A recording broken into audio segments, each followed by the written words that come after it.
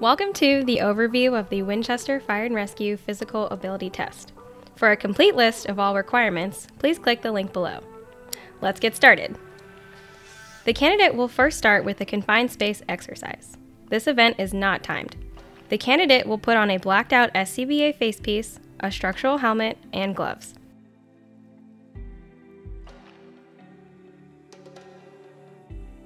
The candidate will crawl through an approximate 2-foot wide by 15-foot long confined space tube.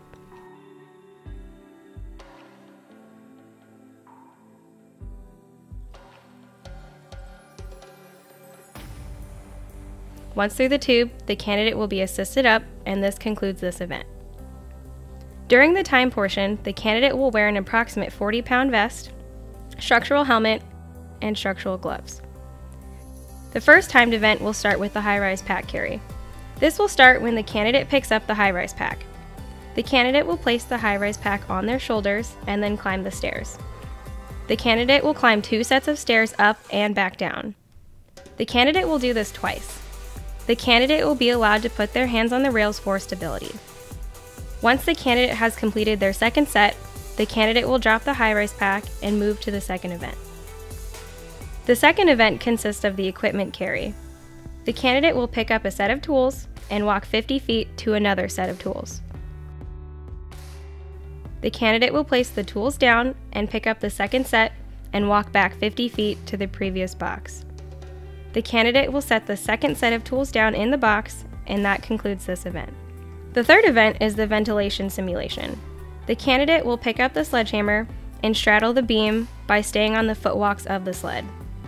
The candidate will grasp the handle of the sledgehammer with both hands, with one hand below and one hand above the designated mark on the handle. With a full downward movement, the candidate will strike the end of the beam. The swings will be full force and consecutive in nature. The event is concluded when the edge of the beam crosses the marked tape on the sled. The fourth event is the victim and rescue drag. The candidate will grasp a 165-pound mannequin by the rescue straps or under the arms. The mannequin may not be picked up or dragged by its clothing or appendages. The candidate will drag the mannequin 50 feet to a cone. The candidate will go 180 degrees around the cone and drag the victim 50 feet back to where they started. The candidate is not permitted to rest during the task. The candidate is permitted to drop and release the mannequin or readjust their grip, but then they must continue on. Once the mannequin's feet crosses the gash in the concrete, this event is concluded. The fifth event is the ladder removal and replacement. The candidate will remove a 24-foot extension ladder from the brackets on the steps. The candidate will walk the ladder to a designated cone 25 feet away, go around the cone, and then bring the ladder back to the brackets. The candidate will place the ladder back on the ground. They do not need to place the ladder back on the brackets. The sixth event is the ceiling breach. The candidate will stand inside the designated box. Grasp the pike pole above and below the designated mark. Pull the pike pole, which is attached to a 25-pound weight. The candidate will conduct 30 pulls.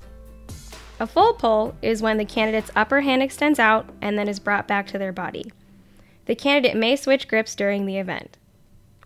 The seventh and last event is the handline advancement and pull. The candidate will pick up an 1 3/4 charged hose line and nozzle and place it over their shoulder. The candidate will advance it 50 feet to a designated box. The candidate will then turn 180 degrees, kneel, and begin to pull the hose back to them. Once the candidate touches the next coupling, this concludes the event and time portion of the test. The candidate will then do post-medical screening and will be notified by one of the fire department personnel on site as to the next steps.